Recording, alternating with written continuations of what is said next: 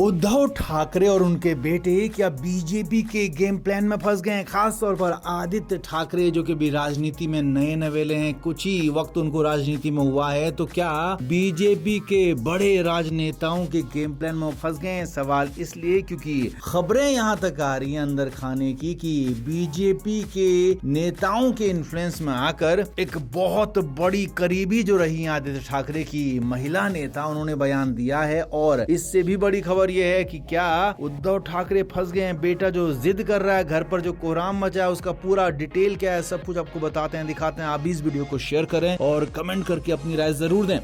तो पूरी दुनिया में, देश में भले कुछ भी चल रहा हो, महाराष्ट्र की राजनीति अलग ही दर्जे से चलती रही है और अलग इस बार भी नजर आ रही है। यहाँ पर अब राज्यसभा सांसद प्रियंका चतुर्वेदी के बयान ने न सिर्फ उद्धव ठाकरे बल्कि आदित्य ठाकरे और उनके पूरे परिवार की नींद उड़ा दी है। अभी हाल तक आदित्य ठाकरे इन्हीं प्रियंका चतुर्वेदी की पैरवी कर रहे थे कि उनको राज्यसभा भेजा जाए, क्योंकि वो यूबीटी का पक्ष सरकार के सामने अच्छी तरीके से रखते हैं। लेकिन अब इधर यूबीटी का पक्ष रखने के बजाय प्रियंका चतुर्वेदी ने तो सरकार का ही पक्ष रख दिया। मोदी सरकार की तारीफ कर दी, विदेश मंत्री की तारीफ कर दी, ईरान के मामले पर पुरजोर तरीके से समर्थन कर दिया विदेश मंत्री का, भारत सरकार का, बीजेपी सरकार का, मोदी सरकार का, और जिनका विरोध उद्धव ठाकरे करते रहे। अब अंदर खाने की खबरें ये हैं कि आदित्य ठाकरे को भी पूरी तरीके से इन्फ्लुएंस में लिया गया है। और आदित्य ठाकरे जो हाल तक, अभी कुछ दिन पहले तक प्रियंका चतुर्वेदी की तारीफ कर रहे थे, प्रियंका चतुर्वेदी के साथ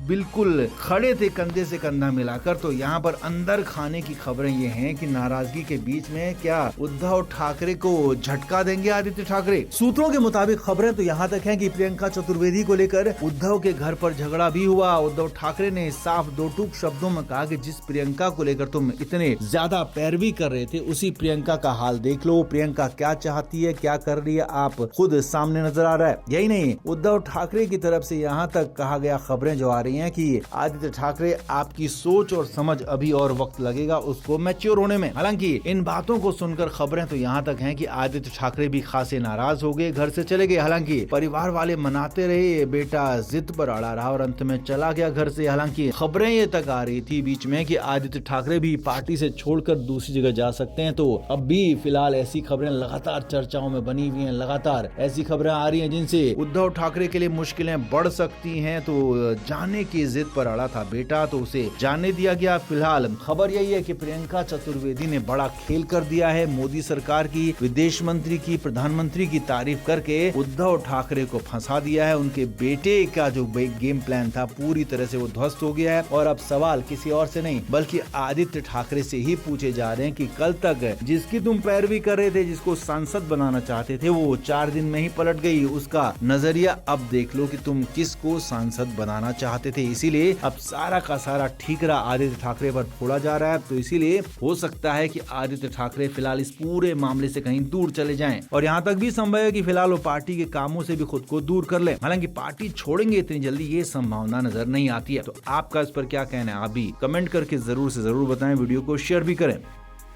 तो उद्धव ठाकरे के लिए हालात बहुत बद से बदतर होते जा रहे हैं। उद्धव ठाकरे की कंडीशन इतनी खराब हो गई कि उद्धव ठाकरे किसी के पास कुछ कहने सुनने के लिए बचा नहीं है। और अब कंडीशन ये है कि उद्धव ठाकरे जो कि एमएलसी हैं, फिलहाल उनका कार्यकाल खत्म हो रहा है अप्रैल में। मई में दोबारा से चुनाव होना है। तो उद्धव ठाकरे को यहाँ पर दोबारा एमएलसी बनने के लिए जी तोड़ मेहनत करनी पड़ रही है, जी तोड़ जोर आजमाइश करनी पड़ रही है। लेकिन उनके अपने ही नेता उनके खिलाफ खड़े हो गए हैं। सूत्रों के हवाले से खबर है कि उद्धव ठाकरे को लेकर करीब करीब बात बन गई है। एमवीए में शरद पवार ने उद्धव ठाकरे के समर्थन का ऐलान कर दिया। अब यहाँ पर सिर्फ और सिर्फ 27 सीटें उनको चाहिए और 20 सीटें उद्धव ठाकरे के पास खुद हैं, जबकि 10 सीटें शरद पवार के पास हैं। तो यहाँ पर कांग्रेस के समर्थन की भी जरूरत नहीं है। और जबकि यहाँ पर कांग्रेस के समर्थन की जरूरत नहीं है, तो उद्धव ठाकरे और शरद पवार की पार्टी मिलकर उद्धव ठाकरे को एमएलसी बना देंगे। ये लगभग तय माना जा रहा था। इस पर मुख्यमंत्री देवेंद्र फडणवीस ने भी एक अच्छे संकेत दिए, नरम रुख अपनाने के संकेत दिए। यानी कि सब कुछ ठीक चल रहा था, लेकिन उद्धव ठाकरे की पार्टी के अंदर ही बगावत हो गई है। उद्धव ठाकरे की पार्टी के अंदर ही नेताओं का कहना है कि हर बार उद्धव ठाकरे ही क्यों, हर बार ठाकरे परिवार ही क्यों, हर बार ठाकरे के करीबी ही क्यों हर बार संजय राउत, आदित्य ठाकरे और उद्धव ठाकरे को ही मौका मिलेगा, क्यों हर बार इन्हीं को आगे सदन में जाने का मौका मिलेगा, और क्यों एक आम कार्यकर्ता को, आम नेता को पार्टी में मौका नहीं मिल रहा है। और यही नहीं, कई बड़े नेताओं ने इसमें आग लगाई है। खबरें तो यहाँ तक कि जो सांसद नाराज हैं, जो सांसद बगावत के मूड में है, वो सांसद भी फिलहाल उद्धव ठाकरे के इस फैसले के खिलाफ खड़े हुए नजर आ रहे हैं। उद्धव ठाकरे के खिलाफ लोगों को, कार्यकर्ताओं को, नेताओं को भड़का रहे हैं और उसी के बाद ये बातें बनकर आ रही हैं, छनकर आ रही हैं कि उद्धव ठाकरे के लिए आगे मुश्किलें हो रही हैं। हालांकि उद्धव ठाकरे ने कुछ बड़े सीनियर नेताओं के साथ मीटिंग भी की है, बातचीत समझने की कोशिश की है कि आखिर पेच कहां पर फंस रहा है, किसको क्या दिक्कत है, लेकिन कोई उद्धव ठाकरे के सामने आकर बात करने को तैयार नहीं है। उद्धव ठाकरे के सामने सभी लोग बात ठीक है कहकर टाल रहे हैं, लेकिन पीठ पीछे की खबरें यही हैं कि उद्धव ठाकरे के जो 20 विधायक हैं उनको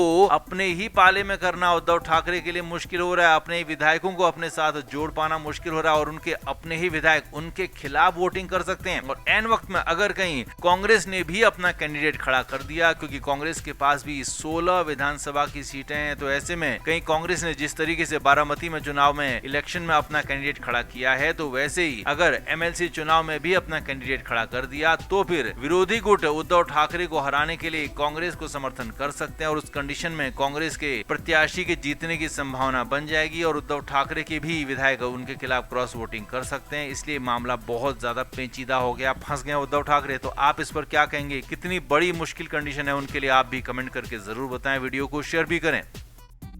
तो जब से उप मुख्यमंत्री बनी है सुनेत्रा पवार, तब से लगातार कुछ न कुछ कार्रवाइयां लगातार कर रही हैं। पहले उद्धव ठाकरे खूब उनसे मिलने के लिए कोशिशें करते रहे, मिलने के एक तरीके से गिड़गिड़ाते रहे, लेकिन सुनेत्रा पवार ने मिलने से साफ इनकार कर दिया। शायद सुनेत्रा को लग रहा होगा कि उनको उद्धव ठाकरे की जरूरत कभी नहीं पड़ेगी, लेकिन यहाँ तो बहुत जल्दी ही जरूरत पड़ गई और इसीलिए उद्धव ठाकरे को सीधे फोन कर दिया और वो भी उनके पर्सनल नंबर पर। लेकिन ये इससे भी बड़ी बात यह है कि उद्धव ठाकरे ने बिना एक पल गंवाए फोन उठाया और बातचीत भी कर ली। जी हां, सुनेत्रा पवार फिलहाल उद्धव ठाकरे की जरूरत बन गई हैं, क्योंकि सियासत में कोई किसी का दुश्मन नहीं होता, कोई किसी का दोस्त नहीं होता और यहाँ पर यही नजर आ रहा है। सुनेत्रा पवार जो कि अभी हाल तक उद्धव ठाकरे को मुंह नहीं लगा रही थी, उनको भाव नहीं दे रही थी, तो इधर इस बीच में उन्होंने खुद फोन किया और बड़ी बात यह है कि बारामती के साथ जो 2 विधानसभा सीटों पर उपचुनाव होना है उसे लेकर बातचीत हुई है। असल में अजीत पवार के निधन के बाद बारामती सीट पर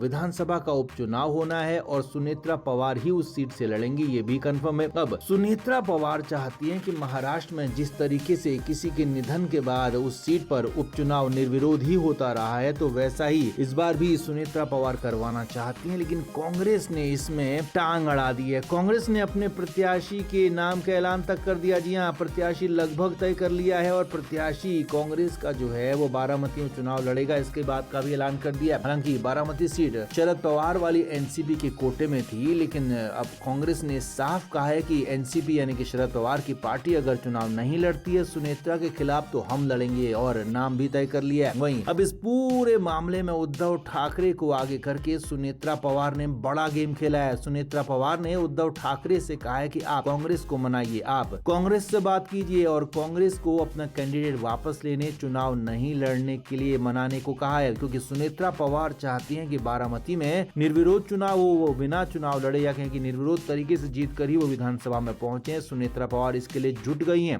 फ्लेम मीडिया रिपोर्ट।